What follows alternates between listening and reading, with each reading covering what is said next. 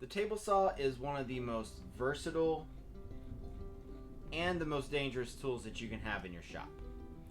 Every year there are thousands of people injured by these, both veteran woodworkers and carpenters and novices. With the table saw you can build fine furniture, you can build a house. It really is one tool that can do almost everything. Howdy, my name is Robert Daly and I am the owner of Daly Woodworks here in Bryan, Texas. And this is my table saw. There's many like it. This one's mine. I have a couple of other table saws I'm going to show you in this video as well, just to show you how there's lots of different types of table saws. They all work essentially the same way.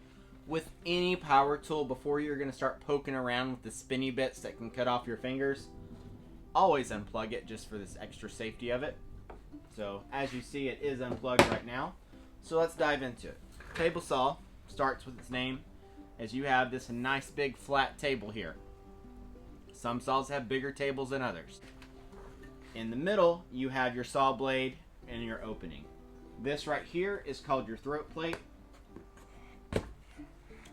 I've made a zero clearance throat plate, which basically means my blade sits tightly in this gap instead of having a wider gap that a lot of saws have. Your saw blade is on what's called an arbor. Most of the time, these are 5/8 of an inch. There's other types of arbors for European sliding saws, big industrial saws, but anything residential, light commercial, light professional use is going to be a 5/8 inch arbor with a 10-inch blade. There are many different types of blades. Pick the one that works best for your application. I personally prefer a full kerf, full 1/8 inch blade for many reasons. Part of that reason is because on any table saw I personally will use, they have a riving knife. This riving knife is slightly under 1/8 of an inch thick. And what it does is it basically keeps wood from turning back on this blade and creating something called kickback. This is one of the greatest safety inventions they ever made for a table saw right here. It doesn't get in the way, it's not cumbersome to use, and it does exactly what it needs to do to increase the level of safety on a table saw. Many times this is in a slightly different space, slightly different size, but this is how you adjust the height of the blade. And you can hear that I need to clean and grease that, but that's how it goes down. It goes up the other direction. This one actually has a little lock to lock it in place for an extra level of safety. If your table saw doesn't have a throat plate, you need to make one or buy one immediately. You do not want a big hole there for wood, small pieces to fall into, because a lot of bad things can happen whenever you don't have this in place. So always make sure your throat plate is properly installed. Next up, on your table, you'll notice you have these two slots. These are called your miter slots. Typically, they are about the same distance apart. On mine, this one's slightly closer to the blade than on this side. Your table saw from the factory should come where these miter slots are parallel to the blade. I've had 4 table saws I've owned. I've used multiple others. I've actually yet to see one where these miter slots don't come parallel to the blade. The thing you have on your table saw is your fence. There are lots of different types of fence systems. This is called a Bessemer style fence. It's probably the most popular on a big heavy cast iron table saw. A lot of Jobsite saws use a rack and pinion system. Others have a clamp down system. But whatever fence system you have, you're going to have several adjustment screws. Here, here, here, and here to adjust the angle of that fence. You want your fence to be parallel with your blade. Since 90% of the time, 99% of the time, this slot is parallel with your blade from the factory. One way to check if your fence is square is to line up your fence with the edge of your miter slot, clamp it down, and it should be the same all the way down to make sure you're parallel. And that's how you properly calibrate your fence. This is your miter bar or miter gauge. This is the one that came with this saw. I've added a piece of wood here. Most of the time they'll have two little holes right here or a slot where you can add your sacrificial board. This allows me to get full support over my blade when I'm cutting through, and you'll see right now I can't go all the way through because I have something in the way, which brings up another important point. Make sure your outfeed table is clear of any objects that interfere with any aspect of your cut before you start a cut. And an outfeed table is another part of those safety features that, in my opinion, is incredibly important, especially when ripping long boards that might drop off the other side. The miter bar or miter gauge should never be used in conjunction with the fence, because when you have these two pieces together, you end up with trapped and captive pieces that can result in kickback. There are two main ways that a table saw can hurt you. The first is obvious: you cut off a finger, you cut through a finger, you cut yourself. The second way is kickback. I am not going to demonstrate kickback. A gentleman actually made a fantastic video on how dangerous kickback can be a few years ago, but whenever he replayed the footage in slow motion, you can see how close he came to losing fingers by trying to safely demonstrate kickback. Kickback oftentimes includes a cut injury. But here's my story. I have been very fortunate that I have never cut myself on a table saw. I am not arrogant enough as a professional to think that will never happen to me. Several years ago, I was using this table saw right here, and I was making a cut. It was late in the day. I had been working for probably 10 hours that day. I was tired. I quit paying attention. I created a situation 100% on my own that resulted in kickback. Caught a piece of wood straight to the groin. I cried on the floor for about 5 minutes and then was able to pick myself up and get inside. I had a golf ball size bruise on my lower abdomen for several weeks with a huge knot from how hard that little piece of wood hit me. There have been people impaled by kickback. There have been windows shattered by kickback. Kickback is very serious, and it leads to you getting cut. Alright, so let's talk about what exactly kickback is. One safety item that's not included on my table saw is the blade guard. Most table saws come with some form of overhead blade guard. I have removed mine because, frankly, I have found that every one I've used has been so poorly designed. I feel that makes it more dangerous to use it with the blade guard than without it, because I want to see what my blade is doing. I want to know where my blade is. I want to be able to make sure the cut is still registered, and with a blade guard, it interferes with that. If you disagree, that's fine. That's why I stick with my riving knife, because I feel like it gives me that acceptable risk. Anytime you're using a table saw, you're managing an acceptable risk to what you're doing. So, kickback. My table saw is still unplugged. So say you're making a cut, and we'll just get this close, and we'll have a little bit of gap right here. You push your workpiece through, and for anything this close, you should be using a push block, but table saw is unplugged, and this is a demonstration. Board comes through. It clears the wood. Notice my riving knife right here prevents this from turning. But without that riving knife, here, get this out of the way, you rip your cut, and what can happen, these blade teeth right here are coming up and towards you. So if you catch this board right here on that blade tooth, and this is spinning at 5,000 RPM, it's going to take that board and quickly accelerate it back at you. And if you're standing right in the way, it's going to hurt really bad. And that's how kickback happens. The riving knife greatly reduces that, because as you push it through, this keeps it from being able to turn in on the blade. And that is one of the main reasons you never use these two tools together, because if you're creating crosscut, Now you have a piece of wood that's captive between a spinning blade and a fence, and it's very easy for it to get caught on those teeth coming up, and then again throw it back at you. So what is the proper blade height for your cut? Because you can see right now I have it set approximately 1 inch above the table, and this saw goes up to about 2 1/4 inches. So you can see if I'm cutting this 1/2 inch board, I now have all this space above the blade that, see how easily that could cut through my hand because all that's right there. So the rule of thumb is to keep your blade as low as possible, but while it still clears. On your blade, you have your teeth, and then this is called your gullet, right here.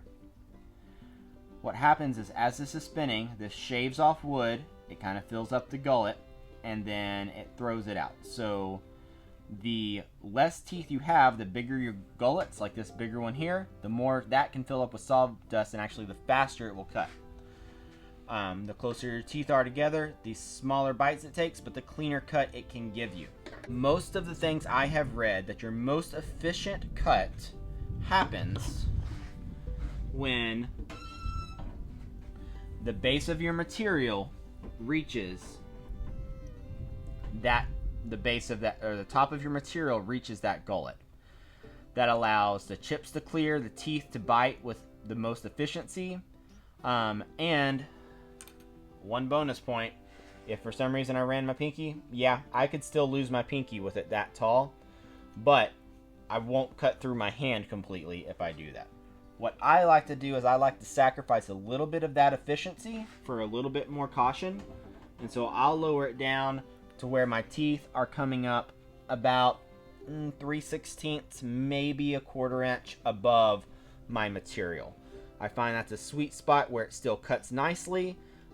It cuts all the way through, but is low enough where if I slip on this and that slips through, yes, I'm cut, yes, I'm going to the hospital, but they don't have to sew anything back on. There are many different types of push blocks and push sticks you can use. Key is use one. This is a style that I like and I make in my shop. I like it because I can easily take a board and I have downward pressure on it. A lot of times as you push a board through, it wants to climb up like this, and again, kickback can happen. So I like this. It puts down, I can put downward pressure on my board. I can push it through, and you can see my hands are well away from that. And if something bad does happen, like an event, hopefully that block keeps my hand far enough away from the board. There's other push sticks that start at the end. That way your hand never crosses the blade. There's a big advantage to that, so you might want to consider that as well. Now, when do you need to use a push stick and when can you not? My rule of thumb in the shop, and my rules for employees, is that anytime you're ripping something narrower than the miter slots, you need to have a push stick. If you're pushing through a big 2-foot sheet of plywood, you probably want 2 hands on your material to make sure you're steering it, and you don't need to be right here. Likewise, if you're trying to guide a big wide piece with a push block, it's naturally unstable. I'm going to rip this board 1 3/4 inches. So I'm going to make sure my fence is locked down. I'm going to check my blade height. Now I'm going to start back here and I'm going to guide my workpiece through, and I'm using my push block to do so. I never want my offhand to get up here. So once it engages the blade about right here, the blade is going to hold it over there. So now I can keep my hand back, keep my body off to the side, and rip that. All right, I'm about to use my table saw. It's plugged in. I've got my push block right here. Never turn on a table saw without knowing where this is. I'm just going to set it right here to the side. That way I can grab it. I'm going to stand off to the side like that because I like pushing my material into my saw blade. You'll see some people stand off to the side like this and guide it through. I don't like that because you see how wobbly that gets, and I don't really have a way to ensure that it's registering against the fence. That's one of the most important things. Sorry, the air compressor cut on. I like standing here where if it does kick back, I'm out of the way. And if you stand right here, it's one of those things that you're now in line with the blade for possible kickback. Everything on this is kind of a trade-off in one way or another. You have to make the decision on what trade-off that you're the most comfortable with. Alright, so we're going to turn the table saw on. I'm going to leave dust collection off just to make sure I'm not having too much noise. Turn it on. Make sure your workpiece is away from the blade when you turn it on. I'm going to guide it with this hand. I'm going to put my push block on. I'm keeping that right next to the fence. I'm just going to feed it through. Now I'm just going to guide it through all the way.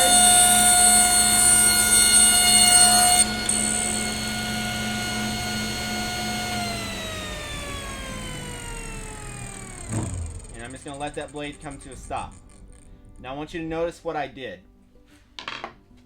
Once this piece right here was free, I didn't touch it. I left it alone. Yeah, it can move around a little bit, but there's nothing that's going to allow it to get enough purchase to really be a danger to you. It's more dangerous to get in here and try to move it out of the way than it is to just let it sit there. That's my off-cut piece. This is my keep piece. Notice, and I've seen a lot of new guys do this as well, they'll stop pushing right there and turn off the saw blade. Well, now you have that saw blade registering right there. You want to make sure you follow through on your cut, push it past the riving knife, and then you're good. One beautiful thing about an outfeed table that you can see here is my outfeed table is about 1/8 of an inch lower. That board just falls onto the outfeed table, and that way I'm not trying to support the weight of a long board, and I'm not using a lever against me. Okay, so that one more time on this. So this piece is in the way. Take it off, set it over here, and I'm going to turn on my saw. Start again. Then making sure I'm reversing that way. I noticed a little safety issue that I failed to mention, so I stopped everything once I saw that. A lot of times when you're doing a rip cut and it doesn't stop, and it stops about right here, it leaves a little tiny tab on your board. You do not want that. You want to make sure that this is straight, because as you're going through, that can interfere with the cut. So before you start your cut, get your razor knife and just cut off that little tab, making sure there's no sticky outy bit or knob or anything right there, and that this is nice and flat. Now we're ready to cut again. So come here, it's nice and flat against my fence. Keep it away from the blade when I start. Keep my hand clear. Follow through on my cut. Leave that sticking right there. Notice nothing bad happens with that. Always let your blade come to a stop before moving any workpiece. Yeah, it slows you down a little bit, but slowing down enough to be safe is a lot faster than spending all day in the hospital. Some miter gauges are better than others. Some have positive stops, some don't. What you can do to calibrate it, take your square, line it up with the edge of the miter slot, and you can see this. I don't know if you can see it or not, but I can tell that I'm actually out of square a little bit. So I'm going to loosen this guy up. And then I'm going to align it right there. That is square. Then I'm going to tighten that back down. Now I'm going to make a cut. Now because I have this long sacrificial fence here, you can see it slides right through. But you notice I'm hitting my outfeed table and I'm not able to get to my riving knife. So I need to move my outfeed table a little bit. And what I want to do on this piece right here is I want to make an 1 3/4 inch square. So I'm going to pull out my tape measure. I'm going to mark an 1 3/4 right there. And then with this saw and this type of cut, it's really nice to go ahead and extend your line with your square coming down. Put an X on your offcut so you know what side of the kerf you want to cut on, because this is an 1/8 inch blade. I'm losing 1/8 inch of material. So if I don't cut on the correct side of my line, I'm losing a ton of accuracy. You want your board on your crosscut to be tight against that. And thankfully I've got my little zero clearance line here, but so I can line up my line with the edge of that little cutout right there. But I can come in here, make sure I'm on my line. Whoop, almost cut on the wrong side of my line because I was not paying attention. Make sure I'm on the correct side of my line. And what I'm doing is I'm clamping with this hand. I'm pushing down and I'm pulling it into this fence. So down and into the fence. I'm not pushing right here because that's where the blade's going to be. This piece can just fly wherever it wants to when I'm done cutting it.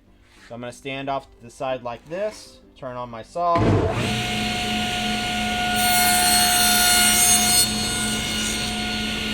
Push it all the way through.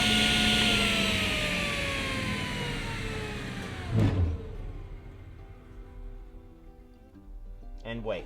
Now, I'm guilty of it as much as anyone else about, okay, I've cut through, I'm going to pull that on back with the saw blade still on. I do it. I'm going to do it again. It is not best practice. It's always better to let the saw come to a complete stop. But now I have a nice little square. The last cut I want to demonstrate to you today is how to make a bevel cut and do so safely. And there is a big setup process to this. I had to replace my zero clearance insert with my factory throat plate, so there's enough clearance here for the blade to bevel.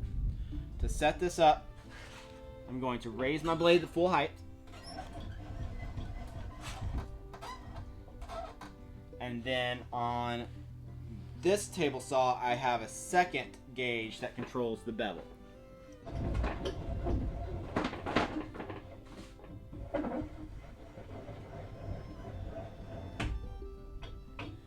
And this table saw is known as a left tilt blade. This guy right here has a built-in 45 that I can come in and check. You want to check it not on a tooth and make sure it's straight. So it looks like I need to adjust that slightly. The idea is get down, you can sight down your guy, make sure if you see any daylight, the daylight is consistent.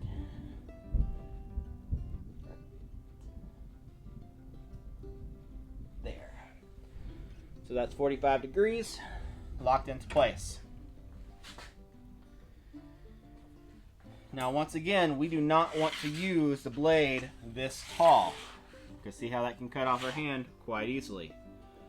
So we're going to come down here and readjust our height on our board to where those teeth just barely protrude.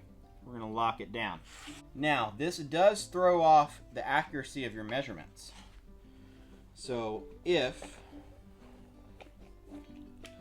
I want this rip to be 3 inches at the long point, I'm going to come mark 3 inches right there.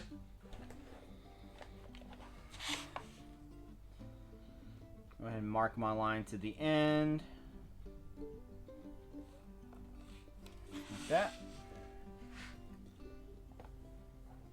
Now I need to adjust my fence where that is going to be accurate. And that's where you kind of have to do a little bit of trial by error, or you can come in with your square,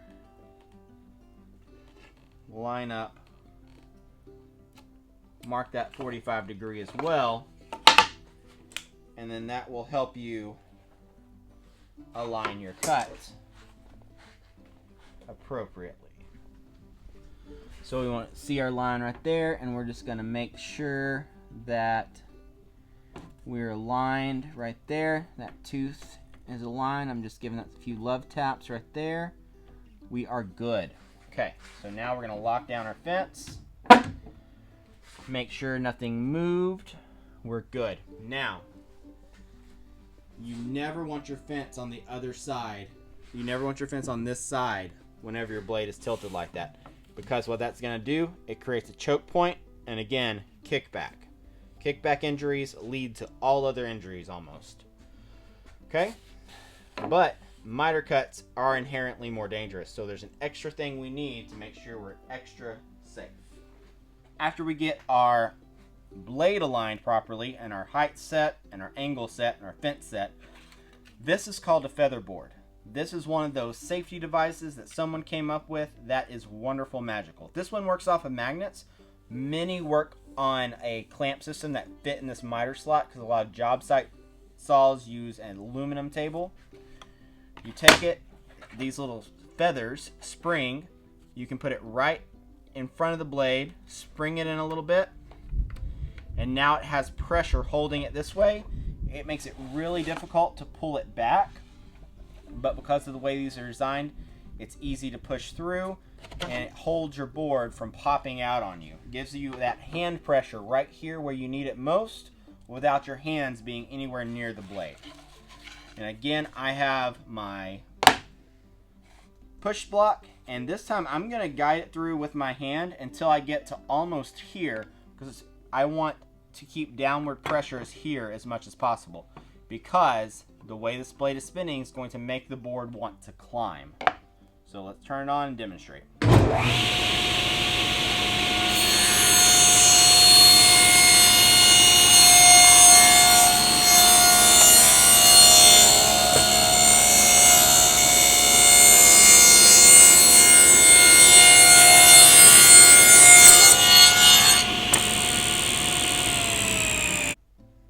Notice my cut stopped about right here.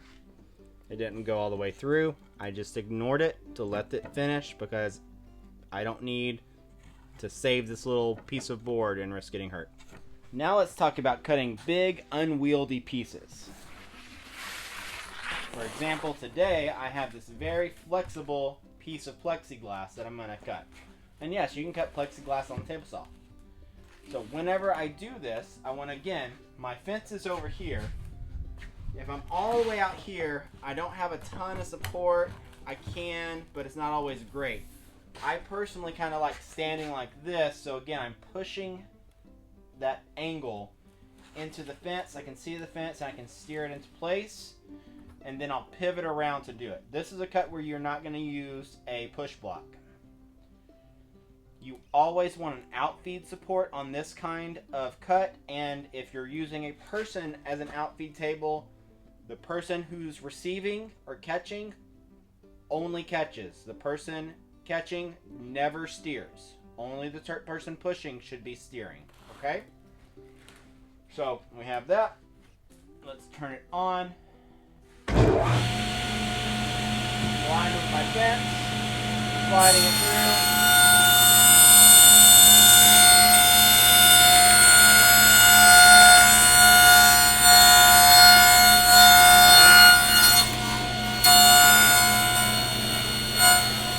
Down the line with my fence.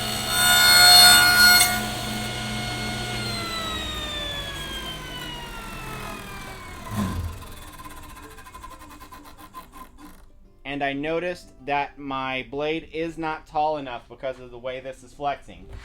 So I'm going to raise up, stop what I'm doing and raise up my blade a little bit more. And I am messing around with my dust collection because I don't want to breathe this plastic.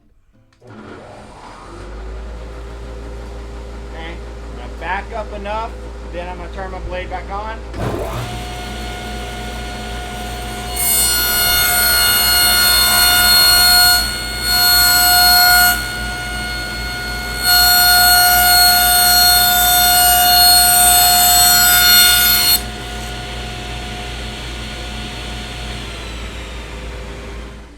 And if you watched how I did that, you saw how I slowly worked my way around and kept my hands clear of the blade as I was pushing through. This is my Jobsite table saw that lives in my trailer, and while quite a few things are different than the bigger cabinet table saw, it still has all the same basic functions. You still have your on-off switch right here, and one thing I failed to mention in that is on almost every table saw, this off button is a position in a way where you can just turn it off with your knee very quickly. And that's a very nice feature. This has a little safety guy you can remove to keep it from being turned off. You have your blade height adjustment here. Same type of locking system. Same wheel to raise the height. The main difference is the angle is adjusted a little bit different. On this one, it's adjusted in the same spot instead of having its own separate knob. And then the fence is quite different as well. The big Bessemer fence is all cast iron. This is aluminum. You have some tracks here, and it has a front and back track that it aligns onto. But other than that, slides and adjusts and locks down essentially the same way. The downside of these kind of saws is they can be pretty tippy if you've got big heavy things going off the back. So you want to have an outfeed table, of course. And then a lot of these tables have a wing that extends outward like that, so that you can get up to a 24-inch rim. So same basic saw components, laid out a little bit differently. This is made out of aluminum instead, and it's made to be mobile. This is the last type of table saw I'm going to show you. This is a DeWalt version. It's also considered a Jobsite saw. It has a folding base like many Jobsite saws do. Wheels, but you can see the on and off buttons are about the same place where you can turn it on, quickly turn it off. You have your blade height adjustment right here. You have a lever that unlocks to change the angle, just like the other one. However, this one uses a rack and pinion style fence system that you have a back notch and a front notch, and the lock and unlock lever are right here. You have this little knob where you can quickly move it, and has a double scale. So make sure whenever you set one of these up that you're locked into both pivots, and when you align the blade with that, it's straight, and of course always lock it down. Other than that, it has all the same features as the others. It's just in slightly different places, so always familiarize yourself with whatever saw you're using before you turn it on. So, is this everything you need to know to use a table saw the rest of your life? Absolutely not. There are thousands of videos like this on YouTube that are great. There are advanced techniques. There are more essential breakdowns of different types of cuts. Take your time, learn what you need to learn to use a table saw safely. I hope this is a great primer, especially if you've never used a table saw, or you're like my friend who found a table saw on Facebook Marketplace for cheap. He bought it. He's never used a table saw before. It's what inspired this video. That this gives you the tools and resources you need to use a table saw safely and to have a framework and to build off this knowledge. So thanks for watching. If you liked it, give a thumbs up and subscribe. If not, give me a thumbs down and tell me why. Thanks.